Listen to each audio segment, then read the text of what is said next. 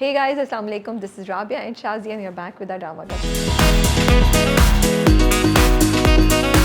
क्या हाल है शाज़िया आपके? वालेकुम अस्सलाम, बिल्कुल ठीक-ठाक। और अब व्यूअर्स ये म्यूज़िक सुनेंगे tiding tiding tiding tiding Rabia के हे गाइस के बाद।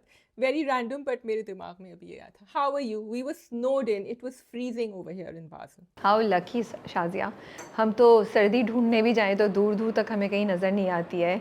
हम इस बात पे खुश हो जाते हैं कि ओह रात को सोते हुए एसी नहीं चलाना पड़ रहा, ओह शायद पंखा हम थोड़ा सा स्लो कर लें, हम तो इसी बात पे खुश हैं अभी। तो पंखा स्लो करना इक्वल सर्दी इन कराची, ये आपका हो गया इंस्टाग्राम का post.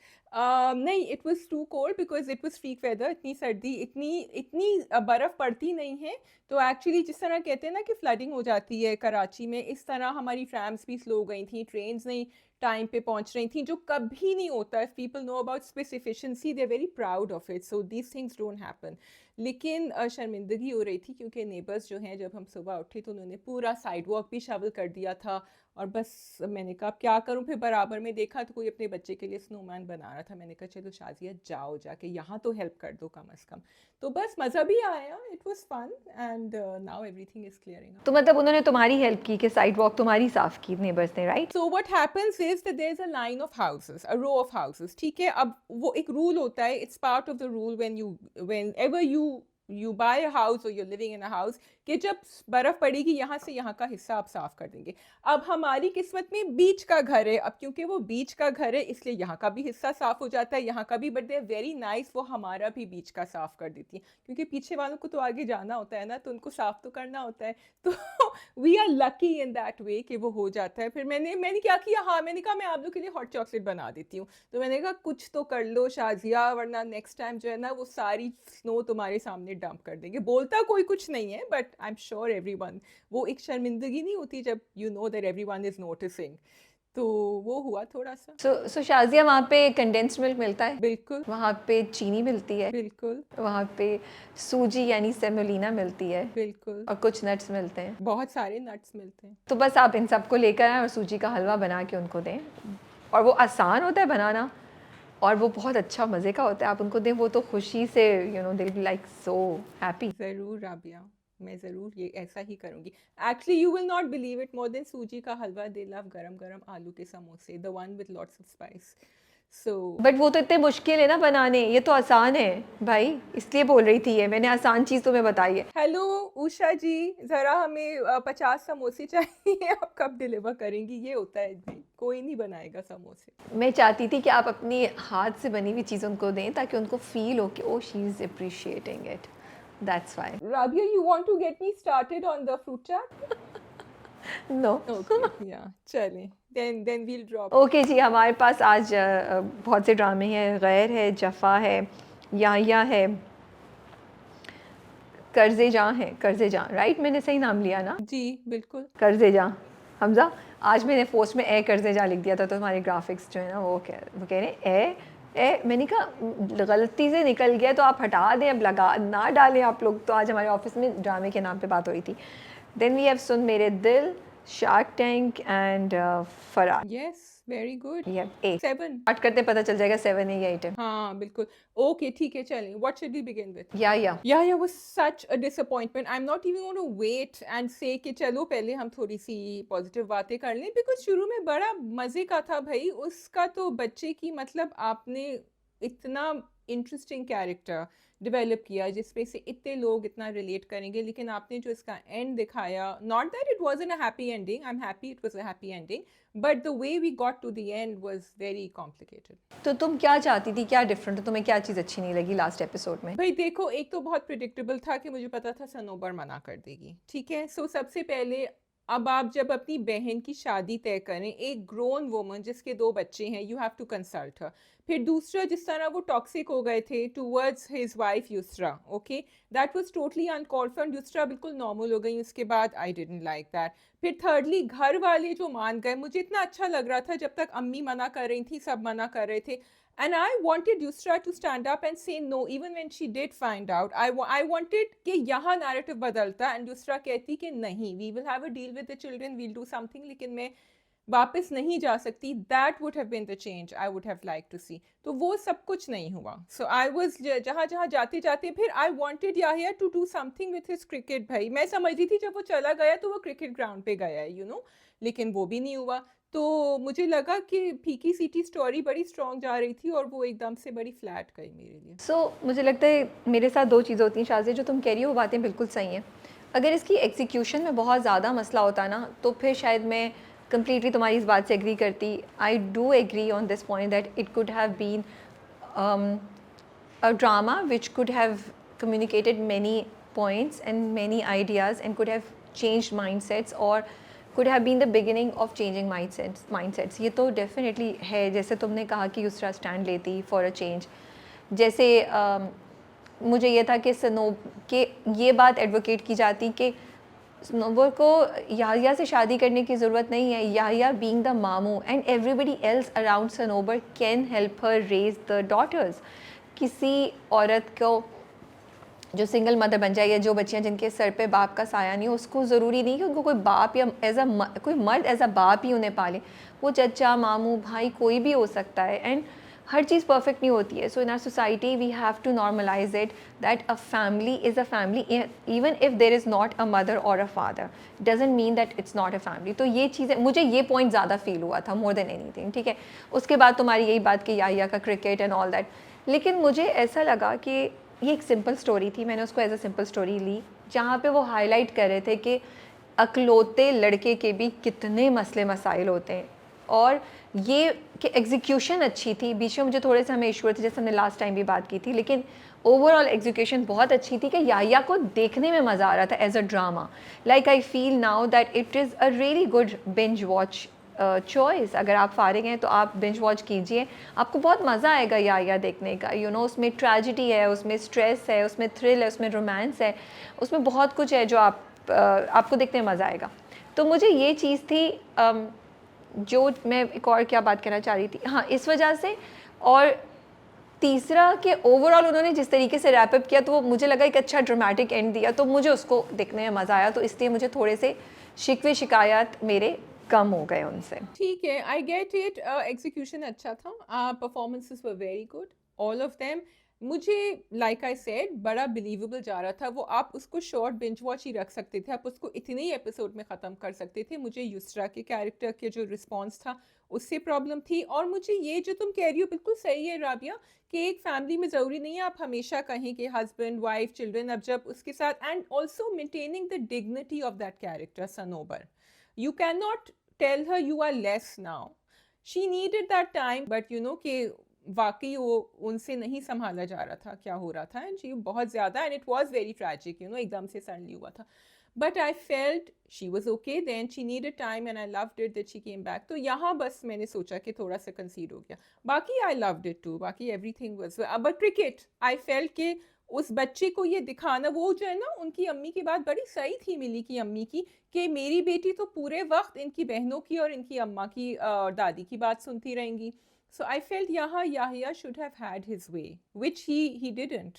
It had to be Sanobar who did it. या सो सी, यही मैं पॉइंट कहने वाली थी। याहिया एक वो बंदा दिखाया जो अकलौता होने के बावजूद उस पर इतने प्रेशर थे। अकलौता होने से उसे फ़ायदा क्या, इतना था कि माँ खुद नवाले बना के खिलाती थी। लिटरली मैं ये बात सोच रही थी कि याहिया को ओवरऑल बस ये था कि बहनों से ज़्यादा उसको थोड़ी सी तवज्जो मिल गई, लेकिन ज़िंदगी में तो हर चीज़ पे उसको डांट पिटी, हर चीज़ पे उसका ख्वाब को पीछे ले लिया गया, क्योंकि वो अकलौता होने की वजह से उसकी तो चीज़ों को प्रायोरिटी दी नहीं। उसके बाप ने या उसकी दादी ने या उसकी माँ ने, इनफैक्ट माँ वॉज द ओनली वन, लेकिन एंड में माँ ने भी युसरा के लिए उसको बोला कि अपने ख्वाब छोड़ दो। तो मुझे ये चीज़ इंटरेस्ट लगी कि याहिया का कैरेक्टर वो था कि डिस्पाइट बीइंग द अकलौता चाइल्ड, अकलौता सन, ही न्यू कि उसको अपनी बहनों के लिए कुछ करना है। वो मुझे लगता है वो अपनी माँ के आंसू नहीं देख सकता था। और मुझे ये बहुत खूबसूरत लगा, जब वो कुछ भी होता था ना अपनी माँ की तरफ देखता था। अभी भी जब माँ ने आके बात की ना तो ही गेव अप। जब तक माँ उसके साथ थी ना शाज़िया, तो वो रेजिस्टेंस ले रहा था। उसने दादी को बोला मैं नहीं करूँगा, उसने पता नहीं किसी और को बोला मैं नहीं करूँगा, लेकिन जब माँ ने आके बोला तो ही गेव अप, वो पीछे हट गया। तो yes, it could have been used as a medium to show things. जैसे मुझे एक चीज़ और भी लगी कि युसरा के मियाँ को आके उससे सॉरी ज़रूर करना चाहिए था, जो आपने नहीं दिखाया, दैट वाज रॉन्ग। तो वो ज़रूर होना चाहिए था। अदरवाइज़ आई लाइक द छोटी छोटी चीज़ें कि उसने यहाँ पे उंगली पे पट्टी बांध ली कि मैं तो नहीं पहनूंगी। तो मिली का कैरेक्टर वो रिफ़्रेशिंग एंगल्स लेता आया इस पूरे सीरियस माहौल में, जो हमें अच्छे लग रहे थे, मज़ा आ रहा था। एंड में भी जो वो बोलती है कि हाँ अब मैं खुश हूँ, और हमने याया की भी ग्रोथ देखी। तो ओवरऑल मुझे एक लाइट हार्टेड, एक हल्का फुल्का सा with some serious issues drama देखने में मज़ा आया। सी अगेन, हर बार ज़रूरी नहीं है हमको बहुत सीरियस या बहुत ही प्रीची चीज़ देखें। कभी कभी बहुत सी चीज़ें without saying a lot of things can stand for a lot of messages and ideas. Yeah, I do have to say it didn't become preachy, and the changes in the narrative that I suggested भी उनको बड़ी tactfully करने होते कि वो उसको preachy नहीं बनाते, क्योंकि अभी तक ड्रामा preachy नहीं हुआ था। Even सनोबर जिस तरह बात कर रही थी, it was very digestible, जिसको मैं डाइजेस्ट कर सकती थी, कह सकती थी जिस तरह वो। And it was very nice the way जो तुम एग्जीक्यूशन की बात करी कि वो आके बैठी उसके बराबर में और उसने कहा कि ओ तुम बच्चों से बात कर लो फ़ोन पे, तो all that was very well done I think. मेरी तो आंख में आंसू आए हुए थे। आई don't know about you, but I was crying. I was like सब ने बचा लिया याई और मिली को, थैंक गॉड, और मिली अब वापस आ जाएगी। तो I was actually very very थोड़ा सा मेरे दिल को कुछ और था। मुझे समझ नहीं आई बड़ी बहन का, बुशरा का, वो क्या हुआ? Did I miss something? वो क्या करती है? वो वापस जा रही है उसके पास? डिड यू गेट इट कि वो उसको आके बोलता है लाइब्रेरी में, फिर उसके बाद क्लासरूम का वो दिखाया? आई a little confused and lost what happened there. तो उसकी जो कॉन्वर्सेशन उसकी कॉलीग के साथ हुई थी, उसमें कॉलीग ने कहा कि दूसरी शादियां तो होती हैं from what I remember, and मैं तो कर लेती अगर मैं तुम्हारी जगह होती, but I like the way Bushra decided कि नहीं, मैं किसी और लड़की का हक नहीं मार सकती, किसी से शादी हुई हुई है, ऑल्दो ही वाज इंसिस्टिंग कि मैं छोड़ दूंगा। I think they left it. I don't think Bushra would do that. I think they should have showed a clear no from Bushra's side. But I think just the fact that she walked away and told everyone around her, अपनी उन्होंने colleagues को भी बता दिया कि इनकी तो शादी हुई हुई है and everything, I think that was enough. लेकिन शाजिया लाइब्रेरी वाले सीन में वो उससे कहता है मैं उसको तलाक दे दूंगा, उससे पहले वो कहती है लेकिन मेरी एक शर्त होगी, समथिंग लाइक दैट। उसके बाद आई केप्ट वेटिंग कि क्या होगा क्या होगा, वो नहीं दिखाया उन्होंने। तो मेरे जहन में तो कन्फ्यूजन है, शायद मैंने कोई चीज़ मिस कर दी है ड्रामे में।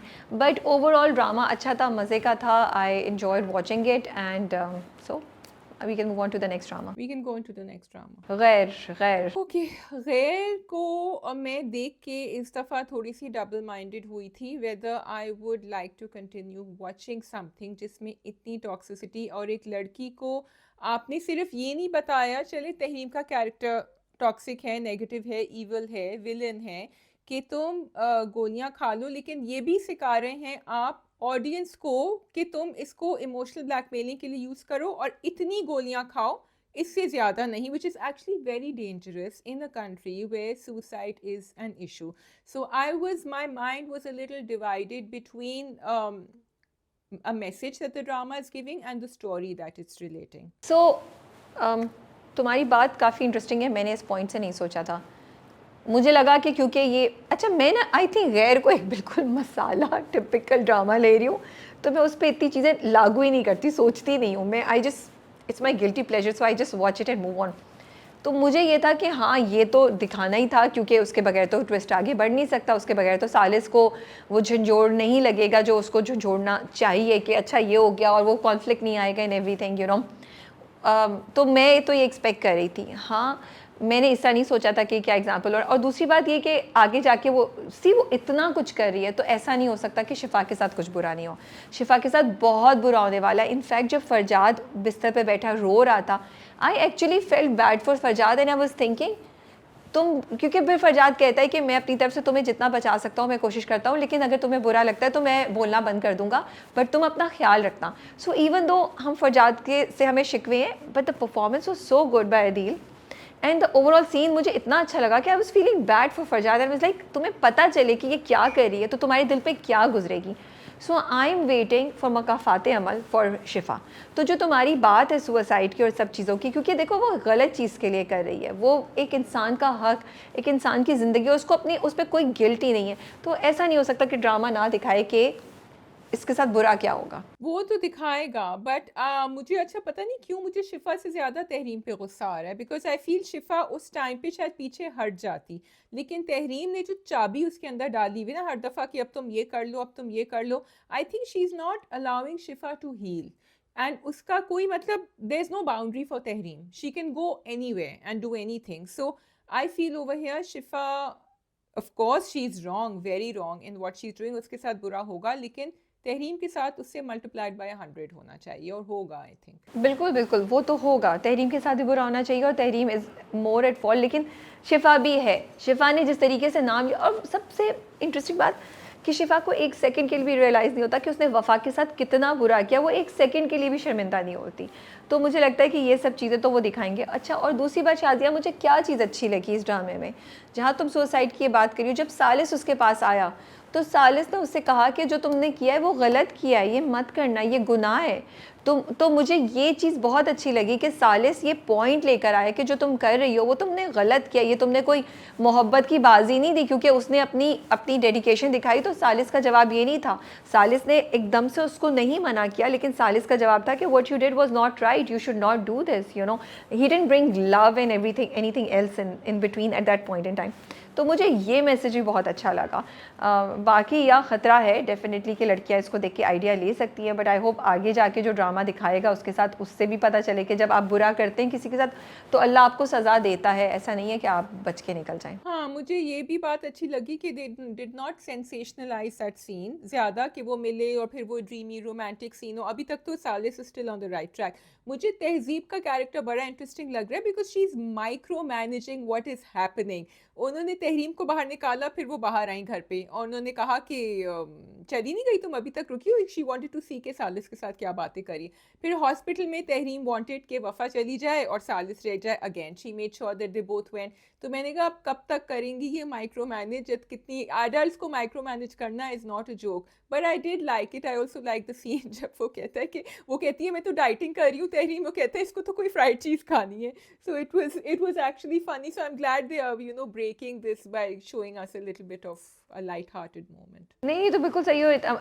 सो मज़ा आता है देखने का। सालिस पे अगेन थोड़ी चिड़चिड़ी थी कि यार तुम अपनी उसमें रोए हो, तुम कह रहे हो मेरी अजियत कम हो जाए, मेरे साथ ये हो गया है, तुम्हें उस लड़की की अजियत का एहसास नहीं है। So I want to see that stage in Salis, जब सालिस को एहसास हो कि वफ़ा के साथ भी बुरा हुआ है, and not just except Wafa because Shifa बुरी हो गई है तो उसको वफ़ा अच्छी लगने लगी है, बिकॉज उसकी माँ ने धमकी दी है तो उसको वफ़ा अच्छी लगने लगी है। दूसरी बात, मुझे मेरा क्वेश्चन ये है, I actually don't want to see Wafa anymore with Salis, ending up with Salis anymore. What he is done now, what he is done right now, इसके बाद Wafa should not come back, Wafa should not stay here. वो most probably वो उससे बोल है ना, मुझे बताओ, मुझे सोल्यूशन बताओ। वफ़ा बैक आउट कर जाएगी, वफ़ा कहेगी ठीक है तो मुझे तलाक दे दो, या वफ़ा कहीं गायब हो जाएगी, समथिंग लाइक दैट। लेकिन वफ़ा की हैप्पी एंडिंग सालिस के साथ नहीं दिखानी चाहिए, सॉरी। अच्छा, सो इस पूरे ड्रामे को जो चीज़ ड्राइव कर रही है ना आगे, वो ये है कि वफ़ा किसी को बता नहीं रही कि क्या हुआ। अगर वो बता दें तो शायद कोई यकीन नहीं करे, लेकिन कोई और भी नहीं, तहज़ीब भी नहीं बता रही कि क्या हुआ। एंड बिकॉज ऑफ दैट मैं थोड़ी फ्रस्ट्रेट भी हो रही हूँ, क्योंकि आगे जाके जो वफ़ा करेंगी, तुम सही कह रही हो, वफ़ा विल बी द वन जो अपने आप को बिल्कुल शेर के मुंह में जो कहते हैं ना हाथ डाल के, she will be that victim who will give up everything and sacrifice everything again and again and again. So I want the drama, because अब तो बहुत ड्रामे आ गए जिसमें हम ये नहीं दिखाते, जिसमें लड़की कुछ ना कुछ बोल देती है। तो आई नो पुराने ज़माना जो भी आप कहें डाइजेस्ट टाइप ड्रामा है, आई वुड लाइक कि ये यहाँ ड्रामा थोड़ा सा डिफरेंस करे, लेकिन नहीं करेगा, फिलहाल तो नहीं करेगा। ठीक है जी, we can move on to the next drama. Okay, which is Jafaa. Jafaa. Okay जी, तो सवाल मेरा ये है कि इज़ डीबू अलाइव और डेड? आई डोंट नो, मैं तुमसे ये पूछने वाली थी, क्योंकि शुरू में मुझे लग रहा था एक दिन 2 दिन, बट अब तो 3 हफ्ते गुजर गए हैं यार। तो वो 3 हफ्ते तक कहाँ थी, क्या कर रही है, और उसका क्या मकसद है, कैसे ढूंढने गए? आई एम रियली कन्फ्यूज्ड कि जफ़ा किस डायरेक्शन में जा रहा है। ओके, सो अगर वो उनको उसको मरवाना ही होता तो फिर वो गायबाना नमाज़ी जनाजा और बॉडी नहीं मिल रही, ये सब कुछ नहीं करते। So I feel she is somewhere. और अब तो मैं तुम्हारी थ्योरी पे जा रही हूँ कि वो मोइस की अम्मा के साथ हैं, because there is no other character we seen जिसके साथ वो हो सकती है। एंड मोइस भी नहीं है वहाँ, मोइस भी चला गया है अमेरिका। अब मोइस की अम्मा ने क्यों नहीं किसी को कांटेक्ट किया, ये नहीं सही। मैं पूरी कहानी अपने दिमाग में बुन रही हूँ कि यही होगा, because you see if they wanted to kill her they would have done it. दूसरा भी option is there, Zara and Numair, but I hope they don't make it so predictable. पता नहीं यार, मैं बिल्कुल, मेरा दिमाग जो है ना सरप्राइज है कि ये हो क्या रहा है, बिकॉज आई केप्ट वेटिंग कि अब दीबू आ जाएगी, अब दीबू आ जाएगी, लेकिन उन्होंने ऐसा कुछ भी नहीं दिखाया। और फिर पता है उसके बाद शाजिया मुझे ना चिढ़ चढ़ने लगी, मुझे आई वाज लाइक दीबू के पेरेंट्स ये डिज़र्व नहीं करते, दीबू ऐसा अपने पेरेंट्स के साथ क्यों कर रही है? किसी के पेरेंट्स ये डिज़र्व करते हैं कि आपकी बच्ची मर जाए? पेरेंट्स का क्या कसूर है? उस बच्ची का क्या कसूर है जिसको दीबू छोड़ के गई है? नुमैर ने किया था ना, नुमैर का कसूर है, तो फाइट करती नुमैर से अपने आप को, और अपने आप को पाक साफ प्रूफ करने के लिए दीबू ने अपने माँ बाप, अपने बाकी जो सबसे इम्पॉर्टेंट वो छोटी बच्ची।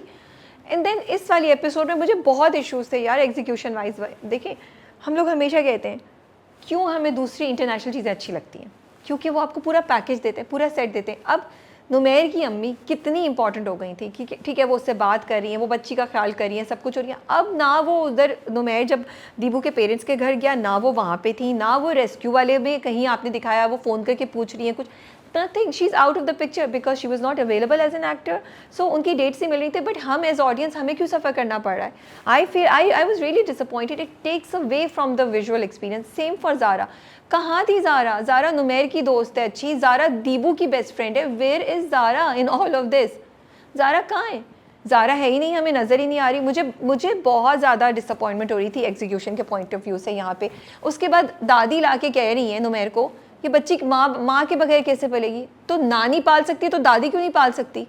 मतलब बहुत अजीब किस्म के क्वेश्चंस जो है ना इस बार ये ड्रामा कर रहा था, मुझे समझ नहीं आ रही थी कि किस किस्म की conversation. Do you agree with me? No they were, मुझे लग रहा था bits were missing in edit या कॉन्वर्सेशंस वर मिसिंग। जैसे जब वो अपनी अम्मी से बात करता है नुमैर, तो वो उनको पता था डीएनए टेस्ट के बारे में, बट उन्होंने ये नहीं पूछा कि तुमने क्यों कराया, या हमने नहीं देखा कि क्यों कराया, लेकिन अब वो ज़ारा को बताएगा कि उसने डीएनए टेस्ट कराया है। तो एक मुझे ये बात नहीं समझ आई। फिर दूसरा, आई फेल्ट कि आपने इतना लंबा दिखाया वो search and rescue operation, it was just either you had the people to do all that and you wanted to show it with the resources which, and you had the area and the location, but that's what it felt like कि आप इसलिए उसको दिखा रहे हैं और आप ये suspense build up कर रहे हैं, but actually we want to know what happened। या तो आप time lapse दिखा देते हैं कि इतने दिन हो गए हैं वो नहीं मिली है। अच्छा, फिर सेकेंडली जो तुमने अभी बात करी कि दीबू ने छोड़ दिया था एंड क्या उसकी बच्ची की गलती थी, किसकी गलती थी? As a new mother without judging I feel के mothers might do it, but फिर आपको दिखाना चाहिए था कि दीबू थोड़ी डिप्रेशन में गई है, बिकॉज जब आप डिप्रेशन में चले जाते हैं ना, फिर आप ऐसी चीज़ें करते हैं कि आपको किसी अपने कनेक्शन का, अपने बच्चों का, किसी का ख्याल नहीं होता, and then you leave.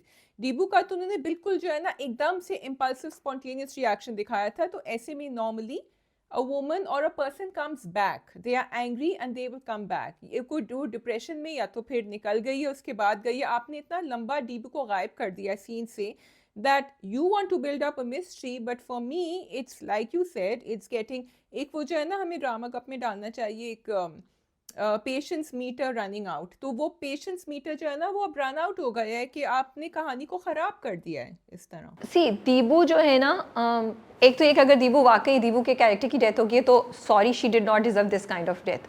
She deserved a better death जहाँ हम उसके लिए रोते। Like right now none of us is crying for Deebu, we are like Deebu जिंदा है नहीं जिंदा है, वापस आना है नहीं आना, हम लोग इरिटेटेड हैं दीबू के साथ, अनॉयड हैं, ठीक है।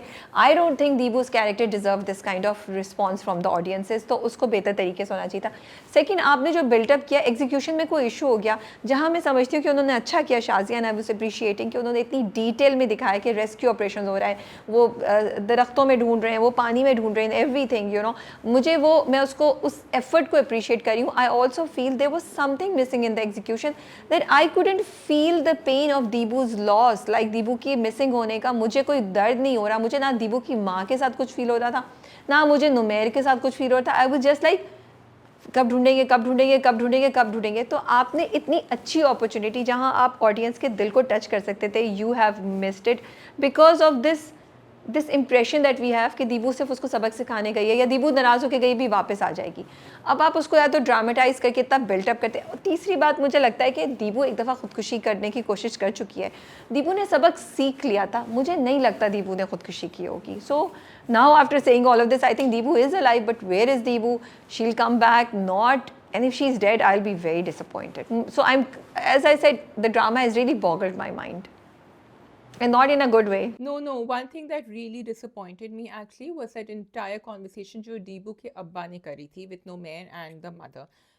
It was, first of all, he said तुम्हारी बेटी थी ऐसी, वो थी इस तरह की, और इसलिए मेरा फैसला बिल्कुल सही था कि मैंने उसकी शादी कर दी वहाँ, which was, I was thinking कि the drama will address forced marriages now because it hadn't addressed it then, ठीक है, but they didn't do that. They said कि ओ हमने सही किया ना, हमने बच्ची को पढ़ाया, कुछ नहीं किया वो उसने, and then he repeated कि वो छत के ऊपर उसने लड़के को बुलाया था, उसने ये किया था, ये किया था, ये किया था, so उसने, उन्होंने तो अपने आप से सारी guilt, सारा remorse, सब कुछ जो है ना, he washed it away from his, although he's the one who loved her the most, and he said कि नहीं ये तो होना था and we just have to accept it. So I was also, मैं थोड़ा सा I questioned when he shut the phone and he said inna lillahi wa inna ilaihi raji'un. I thought उसकी body मिल गई है. So but they're doing a गायबानी नमाज जनाजा, तो मैं यहाँ थोड़ी सी कंफ्यूज थी कि इतने उन्होंने कॉन्फिडेंटली कैसे पढ़ दिया. हाँ ये बात भी है, एग्री करी हूँ. अच्छा मैंने उसको इतना नहीं सोचा था, बट ये तो तुमने पहली बात बोली है completely, I agree with you. I thought the same thing, ये क्या बात बोल रहे हैं. I like you were the one जिसकी वजह से उसकी शादी हुई, यू वर द वन जिसकी वजह से वो बच्ची इस तरह गई. आपको मोई से शादी नहीं करनी थी, नहीं करते, आप उसको पढ़ाते, उसको पढ़ने देते, उसको अपने पाँव पे खड़ा होने देते. तो तुमने इतनी सही बात बोली है that the drama will be doing injustice to the cause अगर वो इस चीज़ को एड्रेस नहीं करते आगे जाके. अभी तक तो उन्होंने नहीं किया. और वो जो माँ के साथ भी कमरे में बैठ के उसने बात की ना, मुझे बहुत गुस्सा चढ़ रहा था कि आप दीबू के कैरेक्टर पे कैसे ऐसी बातें बोल सकते हैं कि दीबू ही ख़राब थी. तो इसका मतलब है नुमैर भी सही था उस पर शक करने के लिए. बाप नहीं उसको ट्रस्ट करता, तो हम नुमैर से कैसे एक्सपेक्ट कर सकते हैं कि वो ट्रस्ट करेगा. So right now I don't know आगे जाके ड्रामे की ट्रीटमेंट कैसे होती है. शायद हम सब बोले हाँ हाँ सब सही था, हम गलत थे. एज ऑफ नाउ तो ड्रामा जाते जाते has taken a very big dip for me. And then again अभी वो ऊपर जब ज़ारा को बताएगा, अब मैं बीइंग दिस टिपिकल ऑडियंस सोचूँ अच्छा अब ज़ारा और नुमैर करेंगे, ज़ारा शादी कर लेगी नुमैर से और वो बच्चे को पालेंगे. I don't know. Yeah, that's going to be very typical, and I agree with your point कि Zara and अम्मा वग़ैब, अम्मा का चलो मुझे फिर भी समझ आया कि वो न्यूबॉर्न बच्ची थी, उसका ख्याल हो रहा था, लेकिन फिर भी she could have been there in the house जब नुमैर ने आके कहा. उस वक्त भी वो नहीं थी, एंड ज़ारा को भी उन्होंने बिल्कुल आउट कर दिया है, maybe because they wanted to focus on the story, but I think that Zara should have been. शुरू में भी हम कहते थे ज़ारा दीबू की कॉन्वर्सेशन नहीं हो रही है जब Zara was in trouble, and again we are saying that because you showed us a relationship in the beginning which was a really wholesome relationship, and now you just cut us away from that relationship, and we want to see these two actors and characters together and we can't see them. ठीक है जी, let's move on to the next drama which could be Farar. Okay, let's go for Farar, Mr. Batish and Mr. Babrak and Fasi and Jimmy. कहिए. So for me this second episode was a little disappointing. थोड़ी slow थी और मुझे वो मज़ा नहीं आया जो मुझे पहली एपिसोड देख कर आया था. I did feel the same way. I was looking for the hidden gems in the episode. और that shouldn't be happening when you're watching it, especially जब आपने इतनी ज़्यादा हाइप है और इतने अच्छे परफॉर्मेंसेस हैं सबके. तो मुझे भी लगा कि ये थोड़ा सा, there were moments that were really nice. मुझे बबरा का वो पूरा जो दंदासी वाला सीन था वो बड़े मज़े का लगा. I love Daniel's performance there. मुझे उनका सीन अच्छा लगा जब वो जेमी से बात कर रहे होते हैं और कहते हैं कि तुम्हें ताबिश को उड़ाना है, ये है तुम्हारा टारगेट, ले लो. सो 2-4 चीज़ें अच्छी थी, but overall I'm on your page that it was a bit flat, the episode. जैसे वो सीन था बिटवीन ज़ाले एंड हर चचा ताया, जो बब्रिक के अब्बाएं जो भी हैं, मुझे नहीं समझ आई वो इतना लंबा सीन हम क्यों देखें. when there is just so much happening. See the first episode की ना पेस बहुत फास्ट थी. there was just so much happening. ये तो बड़ा मज़ा आ रहा था. अब आपको वही पेस मेंटेन करनी चाहिए थी, आपने पेस नीचे गिरा दी. मुझे मुझे वो कॉन्वर्सेशन समझ आ रही थी. मतलब ये हलाल मंगेतर क्या होता है, क्या नहीं हलाल मंगेतर, सगा मंगेतर, ये सगा मंगेतर क्या होता है, वो तुम्हारा अकलौता सगा मंगेतर है, what is that mean. So I M questioning the dialogues also, और पूरी वो conversation it was just such a wastage of time. मतलब अजीब, मुझे बहुत अजीब सा लग रहा था जिस तरीके से वो उससे मजाक भी कर रहे थे. पहले तो I was like maybe is he trying to, मतलब कोई गलत बात करने की कोशिश हो रही है. देन आई वाज लाइक नहीं, he is being very sincere. लेकिन वो जो तंग कर रहे थे, वो तंग करना बैठ ही नहीं रहा था, क्योंकि वो आगे से जवाब ही नहीं दे रही थी. Both actors are such good performance, but I felt यहाँ पे तो हमने बिल्कुल उनको वेस्ट कर दिया इस सीन में. I think there was also one dialogue over there, तुमने मुझे याद दिलाया, जिसमें उन्होंने कहा कि उनका गुस्सा तो जापानी ट्रक्स की तरह होता है correct me if I am wrong, but जापानी ट्रक्स की तो बड़ी अच्छी इंजीनियरिंग होगी. I actually question that because he said कभी इधर कभी उधर, कभी एक पहिया इधर या इस तरह ही flips, that was his meaning. तो मैं या तो मेरे सर से ऊपर वो गुजर गया डायलॉग या मुझे समझ नहीं आया, but you are right. I was वो that was one of the scenes in which I was trying to find something and I couldn't find anything. बाकी बातिश का मुझे लगता है बहुत जल्दी दिखा दिया आपने. Like I know he loves that girl और उनको वो बहुत पसंद आ रही है सादिया, लेकिन इतने एक्सट्रीम पे वो जाके एकदम से लाइक आई फील थोड़ा सा और इंटरेक्शन होना चाहिए था. मैं मे बी 4th एपिसोड तक इस बात को एक्सपेक्ट करती कि बातिश ने ये डिसीजन ले लिया कि वो पार्टी छोड़ रहा है. बिकॉज अभी तक नहीं मुझे समझ आ रही है ऐसी क्या बात हुई कि या तो फिर ये टेम्प्रेरी सा एक डिसीजन है कि वो रिश्ता हो जाएगा तो वापस ज्वाइन कर लेगा party. So totally taken a back by his decision and not agreeable on that and it didn't convince me that ये मतलब वो मज़ा नहीं आया मुझे. जो उस डिसीजन पे मुझे मज़ा आना चाहिए था कि हाँ मैं तो मोहब्बत के लिए पार्टी छोड़ रहा हूँ, वो जो फीलिंग आनी चाहिए थी ना वो फीलिंग मुझे नहीं आई. लाइक पार्टी छोड़ दी इतनी जल्दी, क्या हुआ? क्या वाकई इतनी मोहब्बत है एक निहारी की प्लेट के पीछे? सो वो भी मुझे नहीं समझ आई. सो टू थिंग्स. नंबर वन, जो आपने हारून शाहिद का कैरेक्टर दिखाया था सलमान, सलमान एंड बातिश में एक हिस्ट्री है, एंड वो history I needed to see that in order to see the connection between them. Connection आपने दिखा दिया that they very good friends and they very strong, but I wasn't feeling it. And again you so right. I think कभी कभी कहानी जो है वो accelerator पे पैर रख देती है before actually going on to a slow burn. And यहाँ या तो आप बातिश को दिखाते कि वो उसने एक टारगेट को हिट किया है पहले, how ruthless he is, what is he, you know, मतलब वो कितना घिरा हुआ है इन सारे कामों में, एकदम से उसने decide. So I am totally on your page over there.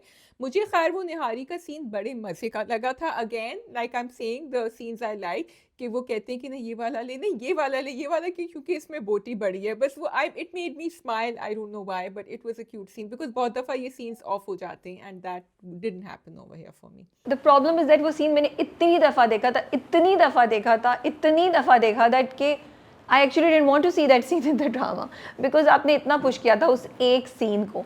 So I feel जब प्रमोशंस भी करते हैं तो देख के करनी चाहिए कि किस चीज़ को कितना पुश कर रहे हैं, यू नो. तो ये चीज़ थी. उसके अलावा I really like Salman Saeed's performance, और मुझे कहीं कहीं ना हुमायूं सईद की एक झलक और उनकी आवाज़ में उन जैसी फील आ रही थी. तो मुझे वो अच्छा लग रहा था. और क्योंकि पिछले दफ़ा के प्रोमो में ऐसा लग रहा था कि जिमी जो है वो बातिश के अगेंस्ट चला जाएगा या वो उसको बोल रहे हैं कि बातिश को मार दो, लेकिन शुक्र है ऐसा नहीं हुआ. अभी कहानी को वो लेके चले गए कि ही वॉज ऑल्सो सरप्राइज के पार्टी वाले कैसे कह रहे हैं कि बातिश को करो टारगेट, बट वो उससे कहता है मैं तो मजाक कर रहा था. तो मुझे वो सीन अच्छा लगा. मुझे लगता है कि फ़रार जो है वो पॉलिटिकल डॉक्यूमेंट्री कर रहा है. For me that whole table वाला सीन जिस पे वो जुआ खेल रहा होता है, ताश खेल रहा होता है अपने यू नो बाकी कारीगरों के साथ, कारीगर तो नहीं बोलेंगे, बाकी जो वर्कर्स हैं पॉलिटिकल पार्टी के. तो इट्स द सेम टेबल जिस पे बैठ के पार्टी के लोग इस कौम के नसीब के डिसीजंस लेते हैं, इस कौम की प्रॉस्पेरिटी या उसकी फेट के बारे में डिसाइड करते हैं. And then to show the same people playing जुआ on that and boasting about it, कहेंगे मैं तो यहाँ होता तो मैं तो इतना बड़ा जवारी होता और सब कुछ, यू नो, मैं तो that for me that was very very sarcastic. It was like taking a jab at all of us के ये रियलिटी है आपकी पॉलिटिकल पार्टीज़ की. तो मुझे वो चीज़ मुझे डेफिनेटली बहुत अच्छी लगी.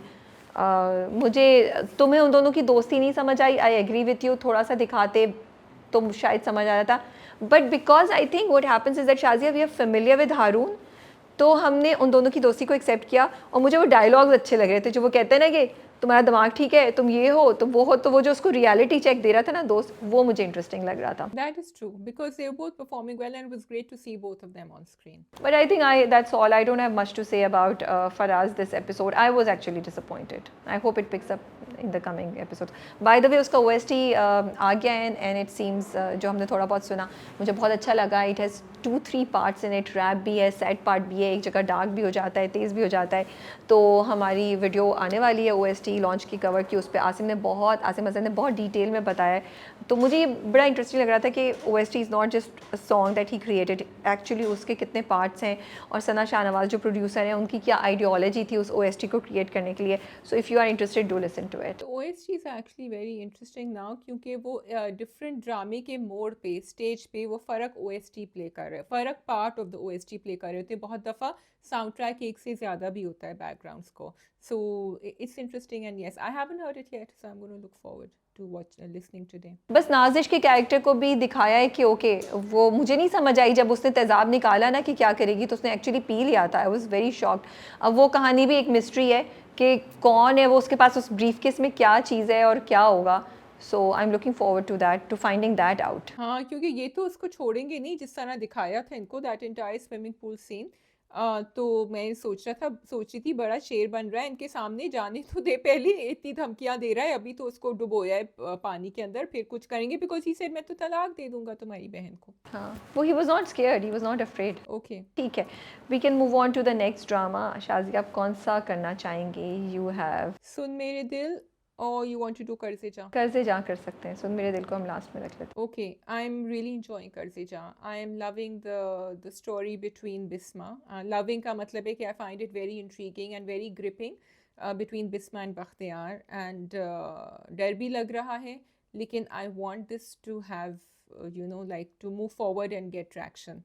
And of course बीच में हमें पता है कि she is going to play some major part, Nashwa, in this whole story. अच्छा, मुझे मैंने तुमसे कहा था ना शाज़िया, मुझे बड़ा मज़ा आ रहा था देख के कि अच्छा वो बुरहान का जो कैरेक्टर है वो आसिम का बेटा है। आसिम ही मेंशन कर रहे थे वो, राइट, कि वो उसका बेटा है, जो उनको नहीं पता कि उसकी औलाद है इन सब लोगों को। और आसिम और बिस्मा का लव इंटरेस्ट उन्होंने दिखा दिया, वो फ्लैशबैक में आपको लेके गए और फैसल उस कैरेक्टर को प्ले कर रहे हैं। So it was nice to see him on screen after a long time also. तो वो भी मुझे इंटरेस्टिंग लगा। तो ये जो and I like the way they have executed कि बहुत जल्दी उन्होंने कहानी बता दी कि ये चीज़ थी, ये हो रहा है और ये सिचुएशन है इस वक्त, बिल्कुल, उन्होंने ये भी बता दिया कि behzad बीमार ही रहते थे, so maybe he had a terminal disease और he was not going to last, और इसको जो है यहाँ शादी कर दी और आसिम निकल गया वहाँ से बिकॉज उनकी बहन ने समझाया कि भाई वो कैसे इन दोनों का, बख्तियार और इनका कैसे सामना अम्मा का कर सकता था, तो इसलिए ही thought it's too much, he left. और वो पूरी कहानी की तुमने नौकरानी की तरह तुम इसको यूज़ करी हो यहाँ। अच्छा, इनका बड़ा ग्रे कैरेक्टर दिखाया है, इनकी जो भाभी होंगी ना, ये नंद है, जिठानी, sorry I am really bad at this. इनकी जेठानी का बड़ा ग्रे कैरेक्टर दिखा है, जहाँ मैं सोच रही पहले वो शुरू हुई ना उसके साथ, बख्तियार के साथ, कि नहीं देखो तुम्हें बात सुन लेनी चाहिए, वो करना चाह रही है लॉ, लेकिन आहिस्ता आहिस्ता चीज़ लाइक वो तो behzad की तरह है। behzad तो अपनी कहानी हमेशा वो तो ढीठ रहता था, फिर अगेन वो पलट गई, उन्होंने कहा देखो तुम अपने बेटे की भी शादी करोगे तो वो भी तो लड़की काम कर रही होगी। So I was like what is this lady getting at, but I like the greyness over there. अच्छा, फॉर मी कर्जे जा के 2 हिस्से, ठीक है। फर्स्ट एपिसोड बहुत मज़े की थी डेफिनेटली, लेकिन जो सेकंड एपिसोड थी उसके 2 हिस्से थे। There were parts that were either boring और did make sense. For example Burhan पे जो फायरिंग हुई, एक तो वो I am really sorry, how can एक बंदा जो मुजरिम है, जिसको हथकड़ी लगाई हुई है, if I am not wrong हथकड़ी लगाई हुई थी, उसके पास गन कहाँ से आ गई? उसने गन कैसे शूट कर ली? मैंने सीन शायद गलत देखा है। डिड यू सी कि वो उसके हाथ में, उसने किसी पुलिस वाले से तो नहीं ली थी, उसके हाथ में ही गन थी, उसने उसको कैसे शूट कर दिया? मुझे वो चीज़ समझ नहीं आई। फिर उस सारे का क्या मकसद था? या तो नशवा जाके उसको बचाती या वो करती, बस नशवा ने देखा, मुझे वो भी नहीं समझ आई कि क्या है। तो एक बुरहान को शॉट कर दिया, ये चीज़ हुई। अब उससे बुरहान के लिए सिंपैथी आ रही है, क्या हो रहा है? That whole scene, that whole concept is completely lost in me. फिर वो जो, पहले तुम बताओ, did it make sense to you? Do you agree with me? मुझे पता है उसका तो खैर आई डोंट नो, मैंने सुना है कि कोर्ट पे हो जाती है शूटिंग क्योंकि क्रिमिनल्स होते हैं, कोई पुलिस वाला इन्वॉल्व होता है, लेकिन एग्जीक्यूशन में आपने इस तरह नहीं दिखाया। It was too quick, maybe you wanted the shock factor. मुझे एक्चुअली नशवा पे इरिटेशन हो रहा था कि वहाँ हंगामा हो रहा है, बुलेट्स शूट हो रही हैं और तुम मतलब जा ही नहीं रही हो, तुम देख रही हो, कह रही हो देखो देखो क्या हुआ है क्या हुआ है। केसों में वहाँ थोड़ा सा अनॉय हो रही थी बिकॉज या तो तुम हेल्प करती, या तो तुम्हारे पास गाड़ी होती, तुम कहती अंदर बैठो लेकर जाओ, वो भी तुम नहीं। मतलब actually that was the first car that was right there, either they should have helped and said इसको गाड़ी में बिठाएं, हम हॉस्पिटल लेकर जाते हैं, तो फिर वो कहानी आगे सारा मूव होती कि इनका बुरहान का और इनका कनेक्शन भी हो जाता। वो भी आपने नहीं दिखाया, तो it's pure shock factor and that also not executed too well like you said. Court पे डेफिनेटली क्रिमिनल्स अटैक और ये सब चीज़ें होती हैं, लेकिन वो नहीं हो सकते जिनके पास हथकड़ियों के साथ गन लेके क्यों लेकर आ रहे होंगे? मे बी मैंने कोई चीज़ मिस की है, ठीक है। अगर उसके साथी होते जिन्होंने अटैक किया था, मुझे ये बात समझ आती। तुम इतना सही कह रही हो। आई थॉट नशवा उसको उठा के गाड़ी में लेके जाएगी, that is the reason they are showing this scene. I really kept thinking that, but it didn't happen. मैंने कहा ये तो गाड़ी में बैठ के चली गई अपनी कज़न के साथ, ये क्या हुआ? I was so disappointed. Then वो जो पूरी ताई जो है, जो जिठानी है बिस्मा की, उनकी पूरी कॉन्वर्सेशन अपनी बहन के साथ, एक तो वो ख़त्म होने को नहीं आ रही थी, पहले मैं फ़ोन पे इनको देखूँ फिर उनको देखूँ, एंड वो बहुत बोरिंग कॉन्वर्सेशन थी। वो अपनी तरफ से लगी हुई है, एक तो वो अजीब, like we understand that you were trying to show this side of the story कि हाउ वो अपने मकसद के लिए बिस्मा को यूज़ करी, और उसकी जो बहन है वो उसको रियलाइज़ कराने की कोशिश करी कि देखो तुम गलत कर रही हो, कि बिस्मा को मैं ये कपड़े दे देती हूँ और बिस्मा ने तो तुम्हारी ज़िंदगी संभाली, बट वो इतनी लंबी थी, उसको आप छोटा कर देते, वो बहुत बोरिंग थी, it was just wastage of my time, sorry. तो वो मुझे बिल्कुल नीचे ले गया ड्रामे के बारे में। लेकिन दो चीज़ें जो ड्रामे में बहुत इंटरेस्टिंग थी, वो सबसे पहले बिस्मा और नशवा का इंटरेक्शन। यूजुअली जब माँओं और बेटियों या बहनों या बाप और बेटी या कुछ ऐसी चीज़ें होती हैं जहाँ एक बेटी या बहन या जो भी एक कैरेक्टर है वो रिबेल कर रहा होता है और दूसरे कैरेक्टर के एक्शंस को क्वेश्चन कर रहा होता है, या तो वो बहुत प्रीची हो जाता है या बहुत ही कॉन्डिसेंडिंग हो जाता है या बहुत बोरिंग हो जाता है।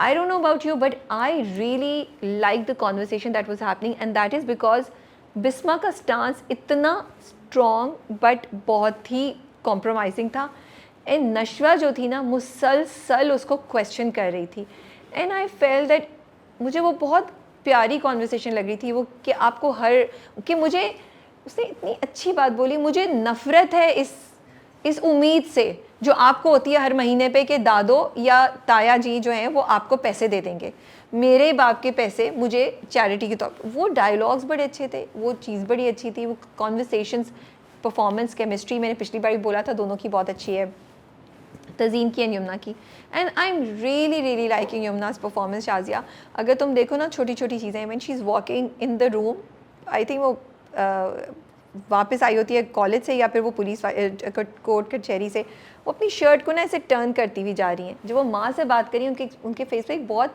सटल एक्सप्रेशंस में चेंज आता है। सो मुझे वो चीज़ बहुत इंटरेस्टिंग लग रही है, बहुत अच्छी लग रही है, जिसकी वजह से उनका कैरेक्टर डिफरेंट लग रहा है from her other characters recently जो हमने देखे थे। फॉर एग्जांपल मीरब को ही ले लो, बट ये मीरब से डिफरेंट है नशवा इज़ नॉट मीरब। सो वो चीज़ें मुझे अच्छी लग रही थी। सेकंड ऑफ कोर्स जो बिस्मा के साथ उसके जेट कर रहे हैं वो एक बहुत ही स्केरी और बहुत ही अजीब सी गंदी सी सिचुएशन है, That was really scary, and I think that is what I'm saying is going to be a very intriguing, interesting track to go on. You're so right about Yumna. I don't think I need to add anything. And her character is giving messages, but not in a preachy manner. आगे जाके भी जो उसने कहा कि जो लोग चले जाते हैं उनके बारे में हम इतना करते हैं, लेकिन उनके साथ जो वाबस्ता लोग रह जाते हैं, जैसे इसको ज़रूरत है ट्यूशन के पैसों की एंड काम करने की, और माँ को ज़रूरत है, तो वो जो है वो हाथ फैलाए रह जाते हैं। एंड फिर उनकी अम्मा का भी डायलॉग है, वो जितने भी पैसे बेजात के हैं वो उसी की बरसियों पे और उसी की हर चीज़ पे खर्च करती हैं, so she is not giving anything. फिर अगेन उनकी जेठानी का डायलॉग कि वो पैसे जो आते हैं बेजात के वो तो अम्मा के हाथ में होते हैं, वो तो नहीं देती इनको। तो यहाँ आपने एक बैक स्टोरी हमें समझा दी और समझ आ गया कि why they don't get the money at all and why they are so dependent on this family. अच्छा, मुझे लगा वो थोड़ा वीक है क्योंकि इतने पैसे आते होंगे तो अम्मा कितना कुछ खर्च कर देती हैं एक बरसी पे पूरे साल की, तो वो मुझे नहीं सही लगा। मुझे लगा उससे सिंपल सी बात है कि वो पैसे अपने पास रख रही है अम्मा, और उसने नहीं देने, और ना देने का रीज़न ये कि वो बिस्मा को कंट्रोल करना चाहती है। उनको एक फ्री की औरत मिली हुई है जो उनके घर में काम करी है, प्लस वो उनकी, आई थिंक अगर हम पीछे जाएंगे ना तो हमें जब ये लोग फ्लैशबैक में या हिस्ट्री में करेंगे तो पता चलेगा कि इनका बहुत बड़ा रोल था कि बिस्मा की शादी जो है वो आसिम से क्यों नहीं हुई और बहजाद से क्यों हुई। तो वो जो कंट्रोल या जो भी उनके इश्यूज़ हैं ना वो अभी तक चल रहे हैं, क्योंकि वो the way she looks at Bisma is really mean and scary. But एक चीज़ मैं कहना चाहती हूँ, जहाँ ये ड्रामा एक बहुत इंपॉर्टेंट सब्जेक्ट को हाईलाइट कर रहा है कि किस तरीके से आपके घर में जो औरतें रह रही होती हैं, जो आपकी कोई बेवा भी हो सकती है, कोई आपके काम करने वाली भी हो सकती है, और आपके घर के ही मर्द जो हैं वो शायद उनके साथ गलत चीज़ कर रहे हो, लेकिन आप अपने एक बबल में और आपको रियलाइज़ ही नहीं हो रहा कि क्या हो रहा है। तो मुझे ये चीज़ अच्छी लगी, लेकिन एग्जीक्यूशन में मुझे इरिटेशन हो रही थी। जब उसने बिस्मा का हाथ पकड़ा और दवाई लगानी शुरू की तो बिस्मा क्यों नहीं हाथ छोड़ के भाग के गई, क्यों नहीं गई, मुझे नहीं समझ आया, और क्यों वो इतनी देर तक वेट करती रही। You were trying to show us the real face of that person, I understand, but I think थोड़ा सा ये दिखाना चाहिए था कि वो निकलने की कोशिश करती है, वो सामने से आके रोकता है या कुछ करता है या उसका हाथ नहीं जाने देता, जो उसने एंड में किया कि वो उसका हाथ पकड़ के पैसे देने के बाद कहता है कि तुम्हारी कितनी मुलायम स्किन है, तुमने अपना हाल क्या बना के रखा है, नए कपड़े पहनो, वो चीज़ आप थोड़ा पहले कर देते। ये बहुत देर बात हुई, बिकॉज बिस्मा को समझ आ गई थी, उसने दवाई क्यों उसने उसको लगाने दी, और दवाई लेके वो क्यों नहीं, या फिर आप ये दिखाते कि बिस्मा खौफ से वो हो गई है, क्योंकि मैंने ये दोनों चीज़ें नहीं देखी. I am saying it because I don't want to undermine victims or survivors who go through this kind of thing. I respect them and understand कि कभी कभी जब आप पे इस तरह की चीज़ों आपके हवास खो जाते हैं, आप में इतनी हिम्मत नहीं होती कि आप ये स्टेप ले सकें, और मैं यहाँ बैठ के बहुत आसानी से बात कर रही हूँ, लेकिन आपने ड्रामे में नहीं दिखाया ऐसी चीज़. फिर आप ये दिखाते कि बिस्मा चाहने के बावजूद हिल नहीं पा रही है, वो खौफ से वो नहीं कर पा रही है, वो आपने हमें कम्युनिकेट नहीं की. तो मुझे लगता है एग्जीक्यूशन इसकी बेहतर हो सकती थी. Okay, I actually like the execution because तुमने आई थिंक अपनी क्वेश्चन का जवाब खुद ही दे दिया कि बहुत सारे विक्टिम्स फ्रीज हो जाते हैं. जब वो फ्रीज हो जाते हैं उनसे रिएक्ट नहीं होता. प्लस आई फील बिस्मा जो है is a person who has very little self esteem. वो उस घर में रह रह के ना हथौड़ा मार मार के उसकी सेल्फ इस्टीम ख़त्म हो गई है, and she feels she has no option. However, having said that, Bisma, when she was talking to her mother on the phone, was a completely different character. So Bisma में है ये strength कि वो कुछ कर सके. एंड कभी कभी जो है विक्टिम्स जो है वो आगे बाद में जाके सोचते हैं हमें ये करना चाहिए था, हमें ये हमने ये क्यों नहीं किया, हम बाहर क्यों नहीं निकले. But you saw the change of expression the moment he said कि मैंने तुम्हें कभी बेजात की बेवा नहीं समझा. And एकदम से then she looked up at him. What actually surprises me is, or maybe he's very careful, Bakhtiyar, कि अभी तक नशवा ने पिकअप नहीं करी है ये बात. नशवा ने भी नहीं करी है और उनकी बीवी ने भी नहीं करी है, जिस तरह वो बिहेव करता है, या maybe he is been extra careful not to do it around anyone. See वो उनके गिर्द तो नहीं करता होगा, लेकिन जो तुमने अभी बिस्मा वाली बात की ना, हिम्मत की, उससे पहले रात का सीन दिखाया था जब वो पानी लेकर आती है, उससे पहले वो उसको यहाँ टच करता है, वो एकदम से पीछे होती है. ठीक है, सो अगर वो खौफ में होती तो वो पीछे नहीं होती, जो तुम्हारी बात है. तो बिस्मा में मैं यही कह रही हूँ ना, बिस्मा में आपने नहीं दिखाया. वो पानी लेकर आती है, वो इन डिफाइंस खड़ी रहती है जब वो कहता है बैठ जाओ ना, because he wants to take the मज़ा कि ये मेरे सामने बैठी हो, मैं इसको देख रहा हूँ. एंड माँ इस चीज़ में शामिल है, माँ को पता है कि क्या हो रहा है, इसीलिए वो इतने उससे कर रहा था. लेकिन बाकी घर वालों के सामने वो ऐसा नहीं करता है, इसलिए किसी को अभी तक नहीं पता चला है. मुझे थोड़ा सा बस ज़्यादा ओवरडू कर दिया था बिस्मा ओवरहियरिंग एवरीथिंग. एक दफ़ा आपने दिखा दिया वो ओवरहियर कर रही है, फिर वो खड़ी भी थी, उसने जेठानी और बख्तियार की बातें ओवरहियर करी. So I think this needs to stop a little bit. We get it, we know, we got it the first time कि Bisma knows what's going on. तो आई थिंक इसको आप थोड़ा कम कर दें. ठीक है जी, we can move on to Sun Mere Dil. Okay जी, सुन मेरे दिल.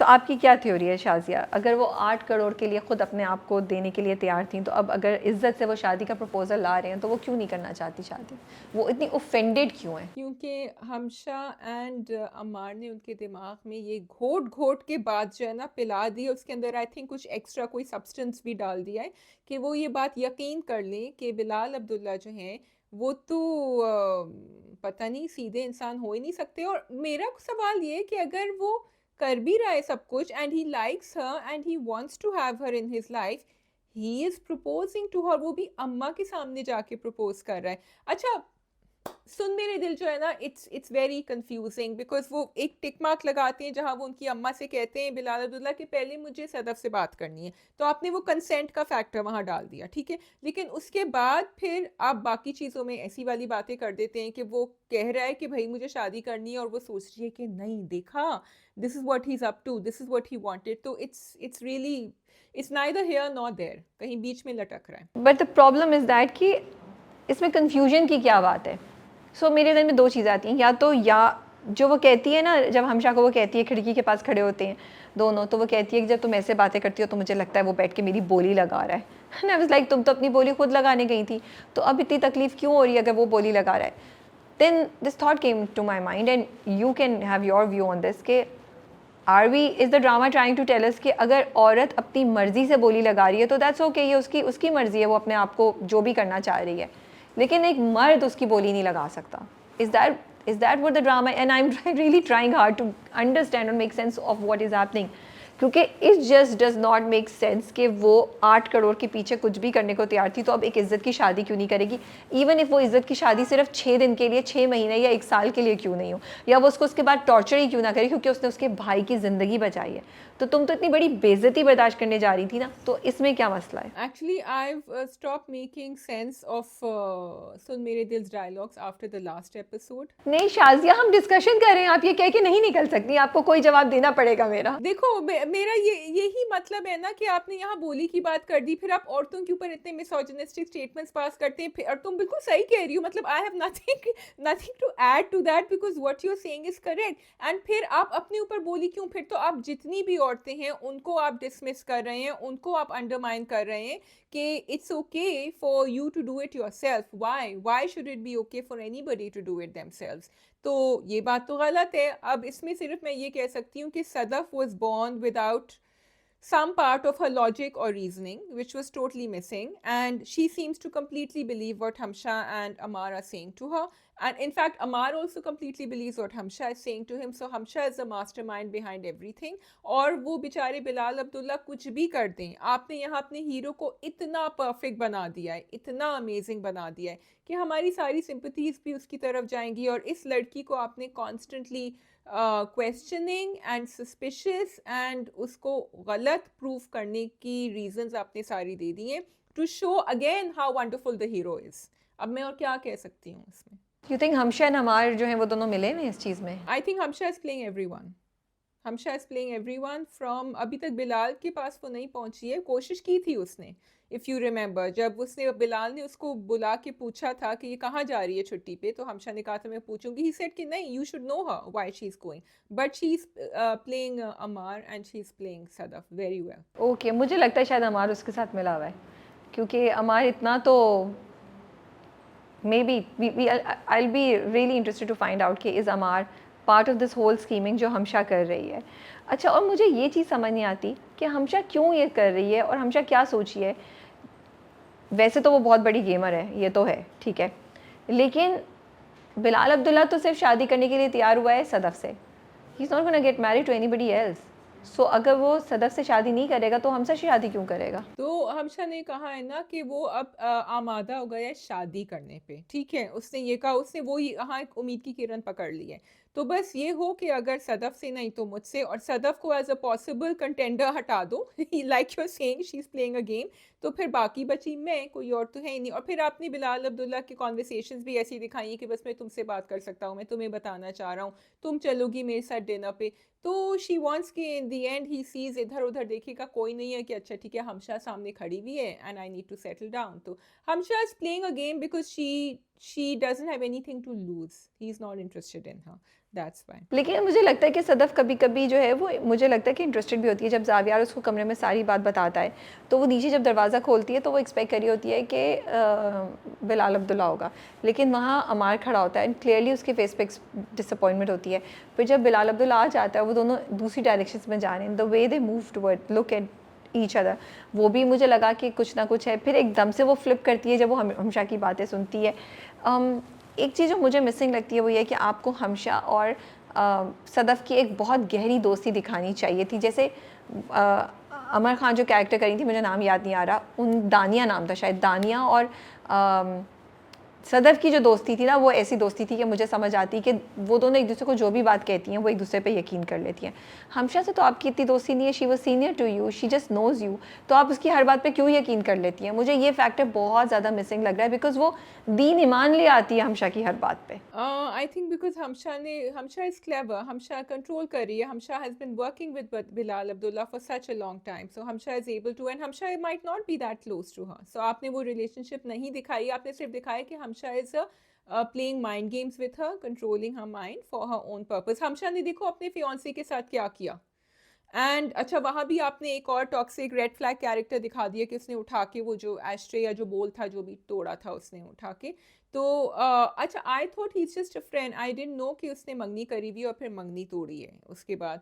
सो दैट वाज अनदर थिंग जो कहानी आगे लेके जाएगी। But going back to Ammar very quickly, Rabia, अगर जहाँ तुम कह रही हो ना कि सदफ ने थोड़ा इंक्लिनेशन दिखाया बिलाल अब्दुल्ला के पास, which I feel the drama is doing, ताकि हमें जो है ना ये हो फीलिंग कि ओ, और हमें कुछ तो मिले ना, कुछ तो मिले हमें बिलाल और सदफ के बीच में। देख, तो उन्होंने बड़ा स्लो मोशन में वो सीन या बार बार दिखाया था। अमार साहब तो ऊपर चले गए टेबल टेनिस खेलने, पहले कहा कि हम सब हैं यहाँ, फिक्र नहीं करो। फिर वो and Sadaf notice that and she didn't like it, she wanted कि वो आए और वो थोड़ा सा जो है ना अपना प्रेजेंस दिखाए, लेकिन वो तो आई थिंक डर के मारे भाग गया। He scared of Bilal and sorry one more point that came to my mind then, remember शुरू में जो दिखाया था अमार को कि उसने उन्हें अपने बाप को इस्तेमाल किया था, उनके सदफ के बाप को, when he was going in for the interview.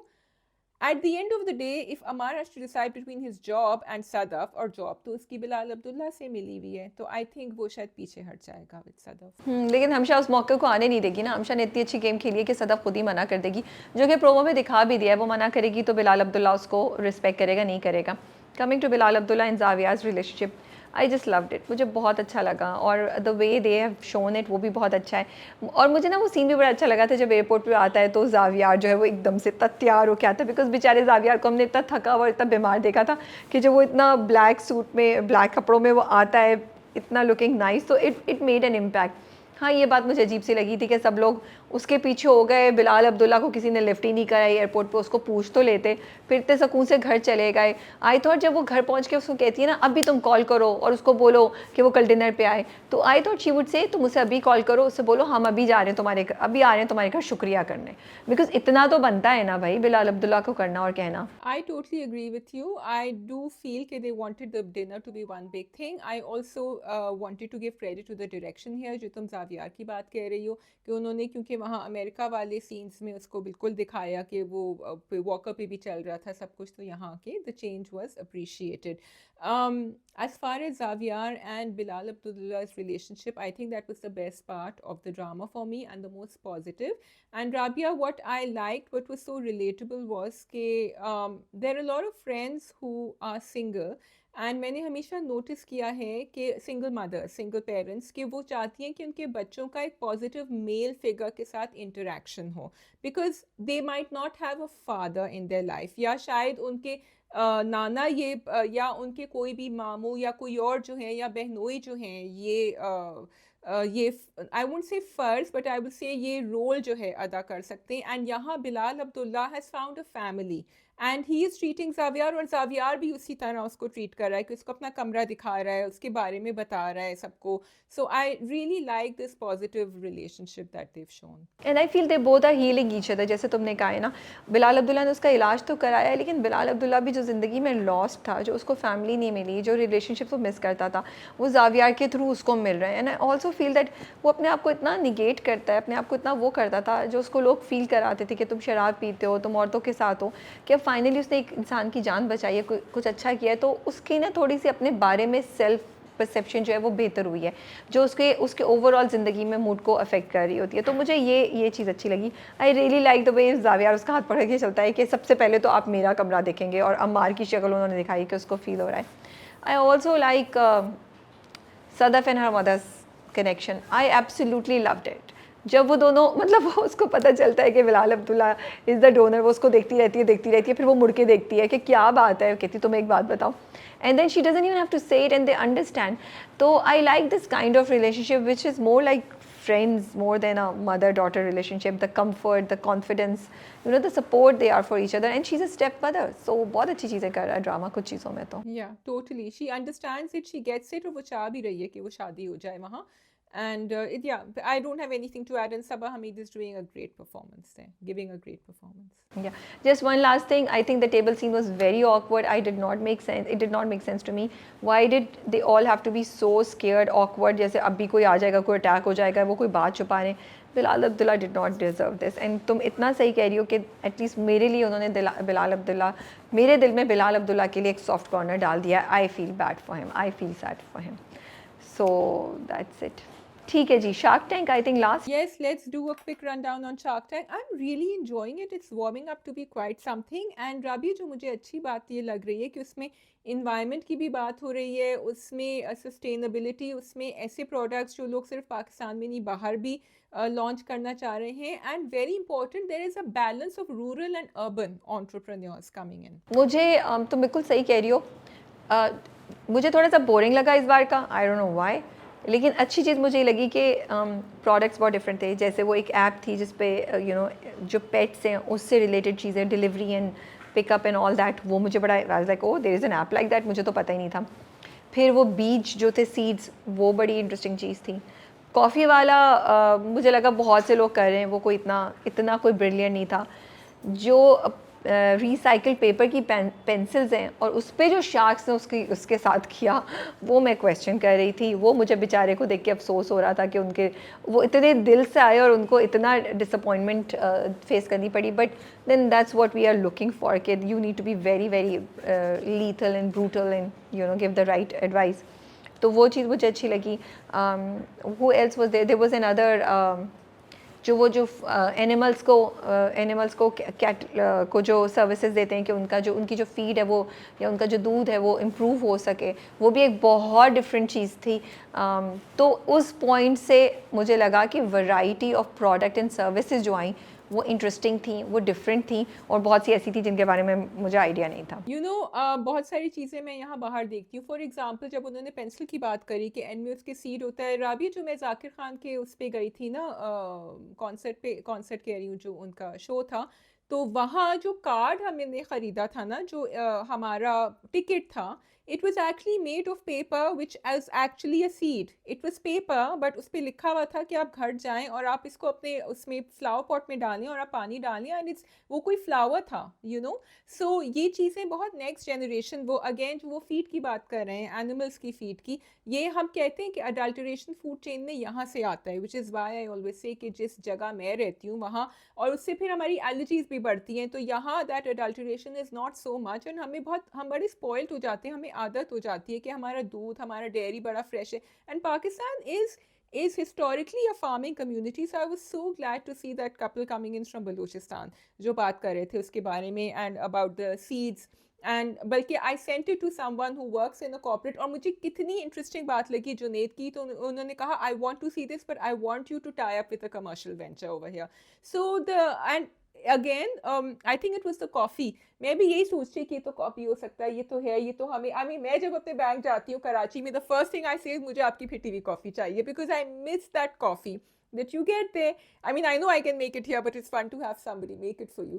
तो उन्होंने पकड़ लिया जो एक शाख है उनके, जो सबसे ज़्यादा he is very business minded, and I think he knew that this is going to catch up, or at least he sold me on the idea, and he made me change my mind that if you are putting your money in it, that means there's something in this that maybe I haven't read. So interesting चीज़ ये थी कि उन्होंने 3.5 करोड़ मांगे थे, और उनको coffee वालों को उन लोगों ने उन्होंने ऑफ़र किया, उस्मान ने उनको ऑफ़र किया 5.5 करोड़, 5.5 करोड़ फॉर 10 आउटलेट्स। तो I was like oh wow, that's not bad. Even I think वो जो लोग थे वो भी शॉक रह गए थे। फिर उसके बाद उन्होंने कहा कि पहले 5 करोड़ मेरे पास आएंगे रॉयल्टी में वापस। आई वाज लाइक बेचारे। So even though the other sharks convince those people and told them कि ये बड़ी अच्छी डील है और आपको कर लेनी चाहिए, क्योंकि 1.5 साल में अगर आप रिकवर कर लेते हैं 5 करोड़, तो उसके बाद तो पूरा प्रॉफिट आपका है, बट आपको इतना ज़्यादा एक्सपेंशन मिल जाएगी, 6 की जगह 10 आउटलेट्स हो जाएंगी। लेकिन मुझे मेरे दिल का कुछ हो रहा था, लाइक 1.5 साल के लिए उन 10 आउटलेट से जो नेट प्रॉफिट आएगा आप उसको हाथ भी नहीं लगा सकते, because that's all gonna go to Usman. So I was like wow, not bad. तो वो बड़ी इंटरेस्टिंग किस्म की चीज़ थी। जुनेद जो हैं शार्क, उनसे मैं कहती हूँ आप किसी चीज़ में तो इन्वेस्ट कर दें, किसी चीज़ में। It's very rare that he invest, और वो बड़ी क्लियरली शुरू से बैठे होते हैं, उनको पता होता है कि उन्होंने किस चीज़ में करना है या नहीं करना। So I am liking that each of the shark is also developing his or her own personality, and you know we becoming used to it. हमें पता होता है कि ये इस पर बोलेगा, कौन कितना रिएक्ट कर सकता है, कौन बिल्कुल ऐसे वो कर सकता है। So yes, it's interesting. I look forward to it every Sunday night कि अब कौन क्या बात करेगा। Totally, I think you kept it off for me. मैं बिल्कुल शार्क्स के बारे में बात करने वाली थी कि हमें उनकी हर शार्क की पर्सनालिटी अब पता चल गई है। I know who is in it for the money and for the profit. Of course they are in it for much more than that, लेकिन एक जिनकी बड़ी शार्प थिंकिंग स्किल्स हैं, आई नो जिनका दिल थोड़ा नरम है, और जो थोड़ी सी जो है ना कहते हैं अच्छा ठीक है आप लोग सब आ जाए तो फिर हम साथ कर लेंगे। So it's very nice to see that interaction between them as well. ठीक है जी, शार्क टैंक को रैप अप करते ही साथ आई थिंक वी विल हम अपना ड्रामा कब ख़त्म करेंगे। आप कमेंट्स में ज़रूर बताइए कि आपको कौन सा ड्रामा सबसे अच्छा लग रहा है इन शार्क टैंक में। इस बार आपकी फेवरेट पिच कौन सी थी? मेरी तरफ से खुदा हाफिज़ एंड टेक केयर। अल्लाह हाफिज़। खुदा हाफिज़।